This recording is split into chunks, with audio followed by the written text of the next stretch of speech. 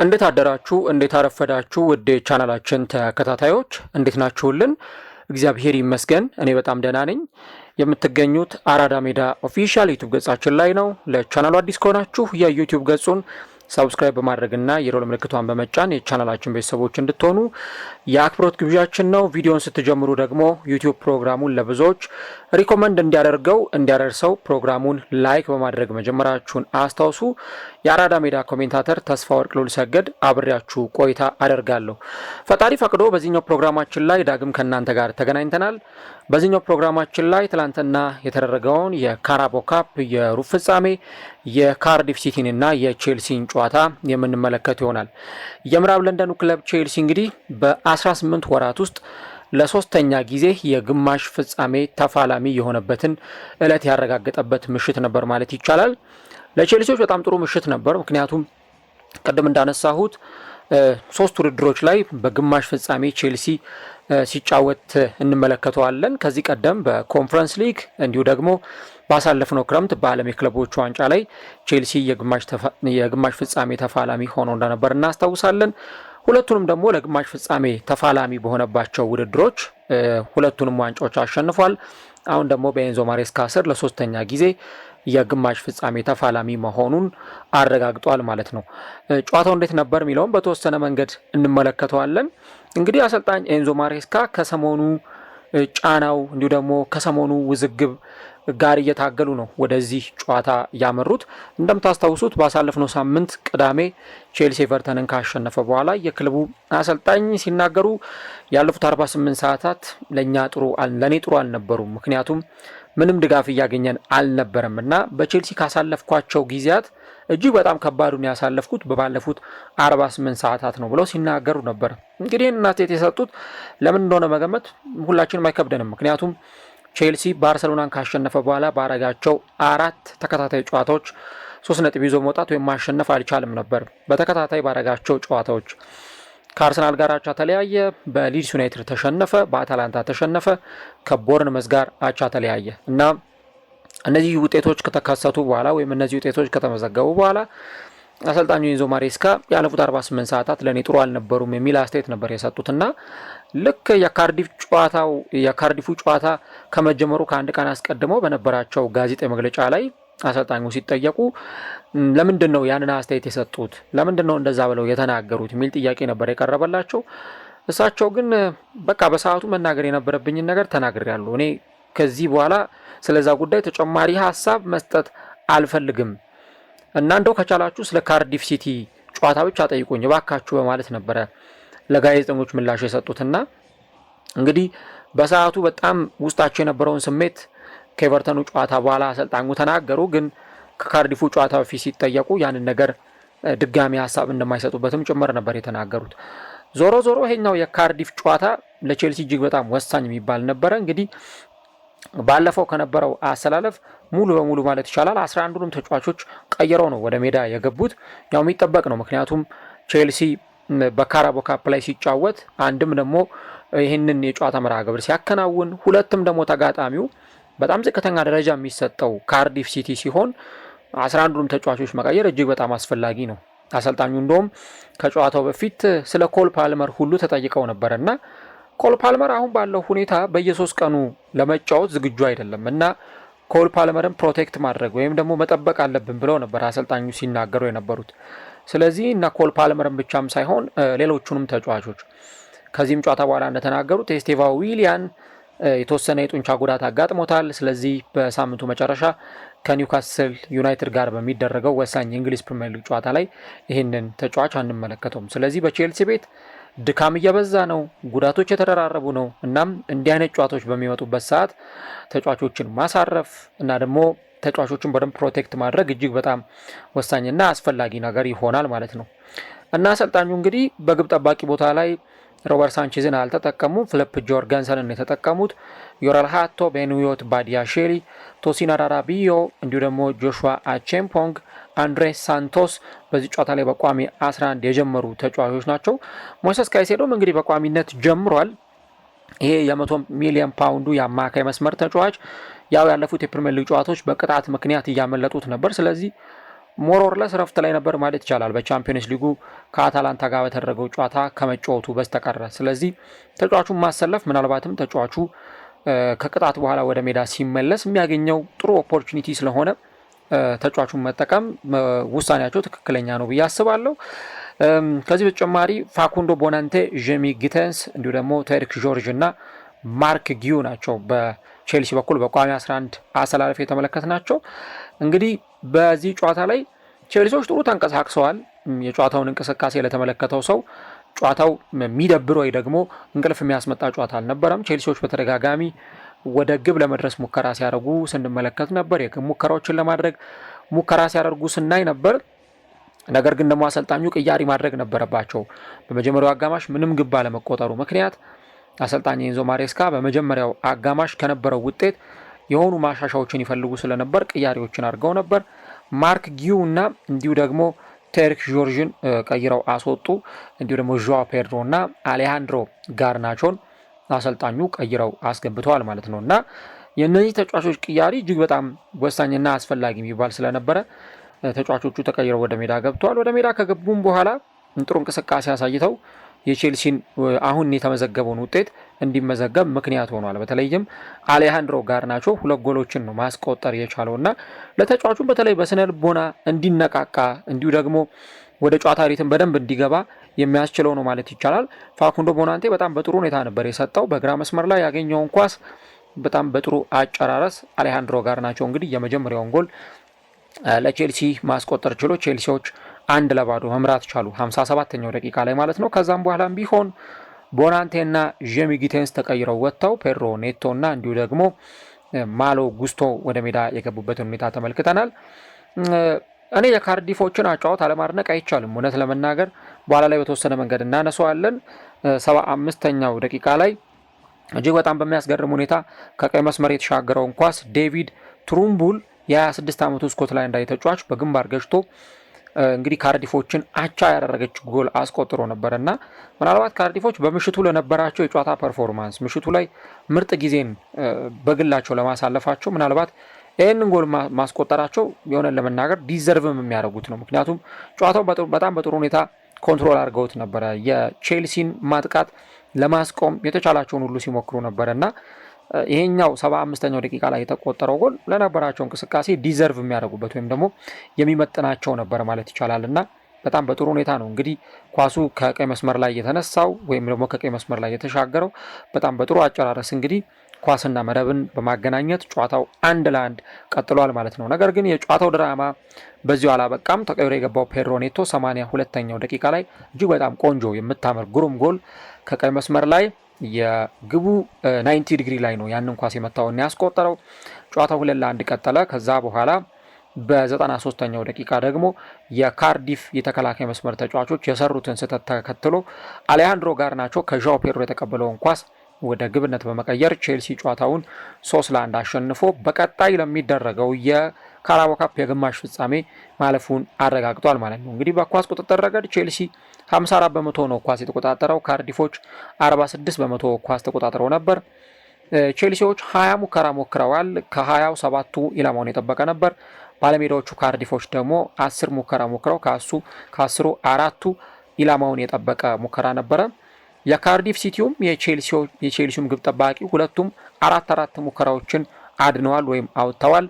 ካርዲፎች 445 ኳሶችን ተቀባብለው ከነዚህ ውስጥ 387ቱ ወይም 86 በመቶ የተሳካ የኳስ ቅብብል ያደረጉበት ነበር። ቼልሲዎች ደግሞ 455 ወይም ደግሞ 85 በመቶ የተሳካ የኳስ ቅብብል ያደረጉበት ነበር 85% ማለት ነው እና አጠቃላይ ጨዋታው በእነዚህ ቁጥራዊ መረጃዎች ሊገለጽ ይችላል።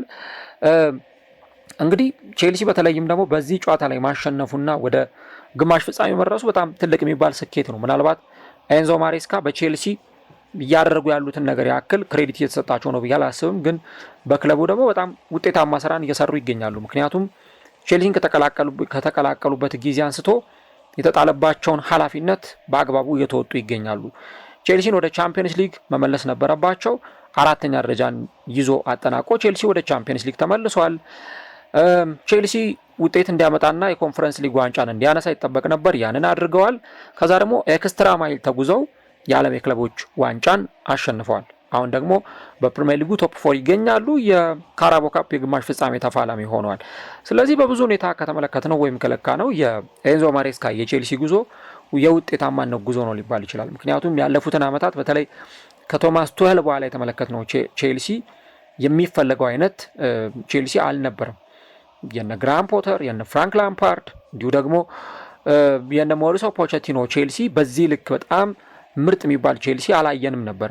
ምርጥም ስንል የሜዳ ላይ እንቅስቃሴም ብቻም ሳይሆን የክለቡ ውጤትም ጭምር መታየት አለበትና ኤንዞ ማሬስካ ግን የሚገባቸውን ያክል ክሬዲት ባያገኙም ክለቡን ግን በጣም በጥሩ ሁኔታ ነው ይዘውት መጥተው እንደዚህ አይነት ውጤት እንዲያስመዘግብ እያደረጉ የሚገኙት እና እሳቸው ይህንን ውጤታማነት ነው እንግዲህ እያስመዘገቡ የሚገኙት። በ18 ወራት ለሶስተኛ ጊዜ ግማሽ ፍጻሜ መድረስ ለቼልሲ ጥሩ የስኬት መንገድ ነው ሊባል ይችላል። እንግዲህ አሁን ቼልሲ በግማሽ ፍጻሜው ከአርሰናል እና ከክሪስታል ፓላስ ከሁለቱ የለንደን ከተማ ክለቦች ከሁለቱ አሸናፊዎች ጋር በፍጻሜው ሲጫወት በግማሽ ፍጻሜው ሲጫወት የምንመለከት ይሆናል። እንግዲህ በጨዋታው ላይ ቅድም እንዳልኩት የ11 ተጫዋቾች ለውጥ ወይም ደግሞ ከኤቨርተኑ ጨዋታ ሙሉ ለሙሉ ለውጥ አድርገው ነው አሰልጣኙ ወደዚህ ጨዋታ የመጡት። ተጣዋቂ ወንበር ላይ 400 ሚሊዮን ፓውንድ የሚገመት የተጫዋቾች ስብስብን ይዘው ነው የመጡት። ስለዚህ ጨዋታውን ለማሸነፍ ምን ያክል ሬዲ እንደነበር ቡድኑ ምን ያክል ዝግጁ እንደነበር የሚያሳይ ነውና በተለይም ደግሞ በዚህ ጨዋታ ላይ አሁን የቼልሲን ስብስብ ስትመለከቱት ያለው ስብስብ በጣም በቂ ነው። ተጣዋቂ ወንበር ላይ ያሉ ተጫዋቾች እንዲሁ ደግሞ በቋሚ 11 ውስጥ መሰለፍ የሚችሉ ተጫዋቾች የቼልሲን ውጤት የመቀየርና የቼልሲን ውጤት የመዘወር አቅማቸው እጅግ በጣም ከፍተኛ ነው። ምክንያቱም ጥሩ ተጫዋቾች አሏቸው። ስለዚህ ቼልሲ እንዲህ አይነት ጨዋታዎች ላይ ኤፍ ኤ ካፕም ይሁን ካራቦ ካፕም ይሁን ተወዳዳሪ ሆኖ የሚቀርብባቸው ጥሩ ተጫዋቾች አሉትና እነዚህን ተጫዋቾች ደግሞ እንደየሁኔታው ሜዳ ላይ ጥሩ ኬሚስትሪ ፈጥረው የማጫወት ኃላፊነት ደግሞ የአሰልጣኙ ይሆናል ማለት ነውና ይህን ነገር ነው ልንመለከት የምንችለው። እንግዲህ አሰልጣኙ ኤንዞ ማሬስካ ያው ከጨዋታው በኋላ ከክለቡ አመራሮች ጋር አልተነጋገርኩም ብለዋል። ከየትኛውም የክለብ አመራር ጋር ወይም ከአንዳቸውም ጋር ቁጭ ብዬ አልተነጋገርኩም ብለዋል። ያው የሰሞኑ ጫና ነው እንግዲህ ቼልሲ በተከታታይ ጨዋታዎች ላይ ነጥብ መጣሉ፣ በተከታታይ ጨዋታዎች ላይ ውጤት ሳይዝ በመውጣቱ ምክንያት አሰልጣኙ ላይ የተወሰኑ ጫናዎች ነበሩ።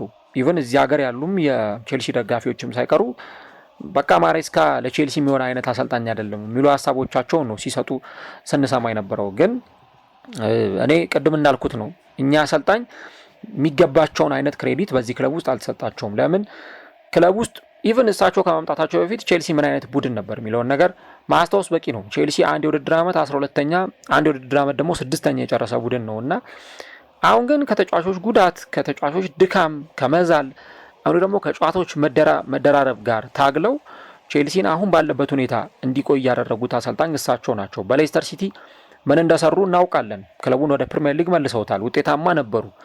ጥሩ ቡድን ሰርተዋል። እንደውም የሌስተር ሲቲ ደጋፊዎች አኩርፈው ነበር ለምንድን ነው ኤንዞ ማሬስካ ከዚህ ክለብ የለቀቁት ብለውና ምናልባት እንደውም የሌስተር ሲቲ ውድቀትንም የተመለከትነው እሳቸው ከዛ ክለብ ለቀው ከወጡ በኋላ መሆኑን ማስታወስ ይጠበቅብናል ማለት ነው። ስለዚህ በዚህ ክለብ ውስጥ የሆነ ጥሩ አይነት የማሸነፍ መንፈስ እየፈጠሩ መሆናቸውንም ማንሳት በጣም ተገቢ ነው። ከፔፕ ጓርዲዮላ ጋር ደግሞ አብረው የሰሩ አሰልጣኝ ናቸው። በደንብ ከፔፕ ጓርዲዮላ ልምድ እውቀት ቀስመዋል እና ያንን ነው ደግሞ ቼልሲ ላይ አምጥተው በደንብ ቡድኑን ውጤታማ ለማድረግ እየሰሩ የሚገኙት እና እሳቸውም ከኤቨርተኑ ጨዋታ በኋላ ተናግሬያለሁ። እኔ ስዘጋጅ የነበረው ለካርዲፉ ጨዋታ ነበር። ትኩረቴም በካርዲፉ ጨዋታ ላይ ነበር እና እንደውም የኒውካስልን ጨዋታ እየተመለከትን እንሄዳለን በማለት ነው እሳቸው አሴታቸውን ሲሰጡ የነበሩት። የክለቡ ደጋፊዎች ላበረታቷቸው እንዲሁ ደግሞ ስታዲየም ተገኝተው ድጋፋቸውን ለሰጧቸውም ጭምር ምስጋናቸውንም አቅርበዋል እና በዚህ ውጤትም ኢቨን ደስተኛ መሆናቸውንም ጭምር ነው እሳቸው የተናገሩት በድጋሚ ወደ ግማሽ ፍጻሜ በመግባታቸው ምክንያት። ከዚህም ባለፈ ቀደምም እንዳነሳሁት ቼልሲ በ18 ወራት ለሶስተኛ ጊዜ ያሳካው የግማሽ ፍጻሜ ውጤቱ በመሆኑ ምክንያት ከጨዋታውን በፊት እሳቸው እንደውም ለዚህ ደጋፊ ምርጥ ነገር ይገባዋል፣ ለዚህ ደጋፊ የተሻለ ውጤት ይገባዋል በማለት ነው ሲናገሩ የነበሩትና ያንን ነው እንግዲህ በደንብ በእኛ አሰልጣኝ በኩል መመልከት የሚቻለው። እንደው ስለ ካርዲፍ ግን እንደው የተወሰኑ ነጥቦችን አለማንሳት አይቻልም። እውነት ለመናገር ካርዲፍ ምናልባት ከአይናችን ከራቀ በጣም ቆይቷል። ፕሪሚየር ሊግ ላይ የሆኑ አመት ላይ ሲጫወት እናውቀው ነበር። አሁን ግን እንግዲህ በሁለት አስርተ ዓመታት ውስጥ ለመጀመሪያ ጊዜ ጭራሽ በሊግ ዋን ለመጫወት ሁሉ የተገደደ ክለብ ነው ካርዲፍ ሲቲ። ምናልባት ይሄ ለክለቡ ደጋፊዎች እጅግ በጣም መጥፎ የሚባል ነገር ሊመስል ይችላል። ከዚህ ቀደም እነ ኒል ዋርኖክ እነ ሚክ ማካርቲ እንዲሁም የቀድሞ አሰልጣኞች በዳይሬክት አጫዋታቸው ወይም በቀጥተኛ እግር ኳስ ሲጫወቱ እናውቃቸው ነበር እና አሁን ግን እንግዲህ በተለይ ከብሉበርድ አካዳሚ የሚወጡ ምሩቃን ተጫዋቾች ከክለቡ አካዳሚ የሚወጡ ታዳጊ ተጫዋቾች በክለቡ ውጤታማነት እየቀጠሉ ነው የሚገኙት እና ምናልባትም እንግዲህ ክለቡ ከሻምፒዮንሺፕ ወርዷል፣ ግን አሁን በሊግ ዋን የደረጃ ሰንጠረዡ መሪ ነው እና ተመልሶ ወደ ሻምፒዮንሺፕ ለመምጣት ጥሩ ጉዞን እያደረገ ነው የሚገኘው። ጥሩ ታለንቶች አሏቸው። ቀደም ሲል ያነሳሁት ጎል አስቆጣሪው ቶርንቦል እንዲሁ ደግሞ እነ ካሉም ሮቢንሰን በጣም አሪፍ ተጫዋቾች አሏቸው እና ሜዳ ላይም ትናንትና የተመለከትነው በካርዲፍ በኩል ይሄንኑ አይነት አጫዋት ነበረ። በቃ ኢቭን መቻኮል አናይባቸውም ነበረ። ኋላቸውን ጠብቀው ለመጫወት ሲሞክሩ ተመልክተናል። ቢያንስ ለ50 ምናምን ደቂቃ ቼልሲን ኮንትሮል ማድረግ ችሏል። ያው ቼልሲ ምንም እንኳን በተጣባባቂ ተጫዋቾቹ ቢሆንም ወደ ሜዳ የገባው ግን ደግሞ ጨዋታው ላይ ለማሸነፍ የነበራቸውን ታጋይነት አለማድነቅ አይቻልም። እንደውም ጭራሽ አቻ ሁሉ ሆኖ ነበረ። 75ኛው ደቂቃ ላይ ጎል አስቆጥረው ወደ ጨዋታው ለመመለስም ሞክረው ነበር እና ካርዲፍ ምናልባት በቅርብ ጊዜያት ውስጥ ፕሪሚየር ሊግ ላይ ልንመለከተው የሚችል ቡድን መሆኑን በደንብ እዚህ ጋር ማንሳት ያስፈልጋል። ምክንያቱም ክለቡ በጣም በብዙዎቹ የሚደነቅ በጣም በብዙዎቹ ብዙ ታለንቶችም ጭምር የተሰበሰቡበት እግር ኳስ ክለብ ነው እና ምናልባትም ደግሞ በሆኑ ጊዜያት ውስጥ ክለቡ ውጤታማ ሲሆን እንዲሁ ደግሞ የሚፈልገውን አይነት ውጤት ሲያስመዘግብ በቻምፒዮንሺፕ እንዲሁ ደግሞ ከዛ አደግም ሲል በፕሪሚየር ሊግ ሲጫወት ልንመለከተው እንችላለን። ካርዲፍ ጥሩ የሚባል ስብስብ አላቸውና ትላንትናም ያንን ነው በተወሰነ መንገድ የተመለከትነው ማለት ነው። ለማንኛውም ቼልሲ ጨዋታውን አሸንፏል። እንግዲህ አሁን ደግሞ 3 ቀናት አሉ። የ3 ቀናቱ እረፍት እንዲሁም የልምምድ ጊዜያት ከተጠናቀቁ በኋላ ደግሞ ወሳኝ የሆነውን የጨዋታ መርሃ ግብር ከኒውካስል ዩናይትድ ጋር ያከናውናል። ያው የጨዋታ መደራረብ እንግዲህ በቼልሲ በኩል ያው ደጋግመን ያነሳነው ነገር ነውና ይሄን ነገር እንዴት አድርገው ሊወጡት ይችላሉ፣ ይሄን ነገር እንዴት አድርገው መስመር ሊያስይዙት ይችላሉ የሚለውን ነገር አብረን እናየዋለን። ዞሮ ግን ይህ እግር ኳስ ክለብ አሁንም በግማሽ ፍጻሜ እንድንመለከተው እድል ሰጥቶናል። ከክሪስታል ፓላስ እና እንዲሁ ደግሞ ከአርሰናል አሸናፊ ጋር የሚጫወት ይሆናል። እዚህ ጋር አንድ መናገር የምፈልገው ነገር እስቲ እናንተስ ምን ሀሳብ አላችሁ? ቼልሲ ዋንጫውን ያሸንፋል ብላችሁ ታስባላችሁ ወይ? ቼልሲ የዋንጫው አሸናፊ ይሆናል ብላችሁ ታስባላችሁ ወይ? ኮሜንት ላይ የገባችሁ ሀሳቦቻችሁን ጻፉልን። የሚናቅ ነገር አይደለም። ምክንያቱም ለካራቦ ካፕ ግማሽ ፍጻሜ መድረስ እጅግ በጣም ወሳኝና አስፈላጊ ነገር ነውና እሳቸው እንግዲህ ያው ቼልሲ አይታገስም። አሁን የክለቡ አመራሮች ምንም አይነት ትዕግስት አያውቁም። በቃ ቼልሲ እንዲህ ነው ምናምን የሆነ መሀል ላይ እኮ የተጫዋቾች ጉዳት አለ። ቼልሲ አያመቻምችም እንደዚህ አይነት ነገር። በቃ ትንሽ ውጤት ከጠፋ ለማሰናበትም ይሞክራሉ። እንደው ለሚዲያም አይቀርብም። እኔ ብዬ በግሌ ትቼዋለሁ እንጂ እንደውም የሆነ አንድ አርቲክል ላይ ምን አየው መሰላችሁ? ቼልሲ ምናልባት ኤንዞ ማሬስካን ካሰናበተ፣ አስቡ እንግዲህ አሁን ኤንዞ ማሬስካ ካሰናበተ ቼልሲ ኤንዞ ማሬስካን ለማሰናበት ምን አይነት ነገሮች አሉት? የምር ምን አይነት ግራውንድ ላይ ቆሞ ነው ኤንዞ ማሬስካን የሚያሰናብተው? ቅድም እንዳነሳሁት በ18 ወራት ለ3 ጊዜ ግማሽ ፍጻሜ የደረሱ 2 ዋንጫ ያሸነፉ ቼልሲን ወደ ቻምፒየንስ ሊግ የመለሱ አሰልጣኝ ናቸው። በጣም ጥሩ አሰልጣኝ ናቸው። ግን ቼልሲ እኚህን አሰልጣኝ ቢያሰናብት ተተኪ ሊባሉ የሚችሉ 6 አሰልጣኞችን ሁሉ የተዘረዘሩበት አርቲክል እያየው ነበር። እነ ሳውዝጌት፣ እነ ላምፓርድ አሁን ያው ወደ ሌላ ክለብ ሄዱ እንጂ እነ ብሬንዳን ሮጀርስ ምናምን ተብሎ የስም ዝርዝሩ ሁሉ እያየን ነበርና እኔ በግሌ ኤንዞ ማሬስካ አሁን የሚሰናበቱበት ጊዜ ነው ብዬ አላስብም። ምናልባት የቼልሲ ደጋፊዎች ላይ ይስማሙ ይችላሉ፣ ግን እሳቸው በጣም በጥሩ ሁኔታ አንዶም አልተነገረላቸውም እና ክለቡን በጣም በጥሩ መንገድ ነው ይዘው እየቀጠሉ የሚገኙት። እውነት ለመናገር በጣም ብዙ ችግሮችንም ተቋቁመው ብዙ ነገሮችንም አልፈው ነው ይህንን ክለብ አሁን ያለበት ደረጃ ላይ እንዲመጣ ያደረጉትና ካራቦ ካፕ የሚናቅ አይደለም። ምናልባት እዚህ ሀገር ላሉ ደጋፊዎች ብዙም ትኩረት ላይሰጠው ይችላል። እንደውም አንዳንድ የዚህ ሀገር እግር ኳስ ተመልካቾች ሲያናንቁትም አያለው፣ ግን በፍጹም የሚናቅ አይደለም። ካራቦ ካፕ ዋንጫውን ማሸነፍ ለተጫዋቾች የሚሰጠው በራስ መተማመን፣ ለተጫዋቾች የሚጨምረው ኮንፊደንስ እንደ ቀላል አትዩት እና ካራቦ ካፕ ማሸነፍ በጣም ወሳኝ ነገር ነው። ይህን ነገር ነው ልላችሁ የምችለው። ቼልሲ ዋንጫውን ያሸንፋል ወይ? ኮሜንት ላይ የገባችሁ ሀሳቦቻችሁን ጻፉልን። እንግዲህ አምና ዋንጫውን ያሸነፈው ኒውካስል ዩናይትድ ነበረ። ከ70 ዓመታት በኋላ የዋንጫ ድርቃቸውን የፈቱበት ነበረ። አሁንስ ዘንድሮስ ማን ያሸንፋል? እንግዲህ ቼልሲ የግማሽ ፍጻሜ ትኬቱን የቆረጠ የመጀመሪያው ክለብ ሆኗል። ወሳኝ የሆኑ ጨዋታዎች ደግሞ ዛሬ ይቀጥላሉ። ማንቸስተር ሲቲ ከብሬንትፎርድ፣ ኒውካስል ዩናይትድ ከፉልሃም ጨዋታቸውን ያከናውናሉ። ቀጣይ ሳምንት ደግሞ አርሰናልና ክሪስታል ፓላስ ይጫወታሉ።